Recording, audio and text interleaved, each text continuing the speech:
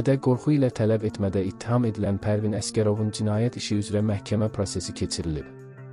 APA-Z xəbər verir ki, Gəncə Ağır Cinayətlər Məhkəməsində hakim Elşən Vəliyevin sədrliyi ilə keçirilən prosesdə hökm oxunub. Hökmə əsasən təqsirləndirilən şəxs 7 il 6 ay müddətə azadlıqdan məhrum edilib.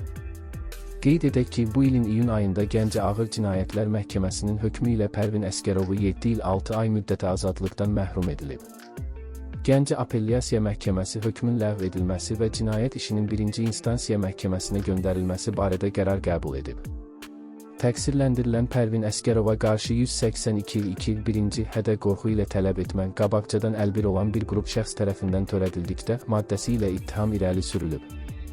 Qeyd edək ki, o 2020-ci ilin avqustunda öldürülən Lotu Qulinin Nadir Səlifov tərəfdarlarından sayılan, vaxtaşırı TikTok sosial şəbəkəsində mərhum Rövşən Lənkəranskinin yaxınlarının ünvanına ağır ifadələr işlədən və kriminal aləmdə yetim Sabir kimi tanınan şəxsin qardaşıdır.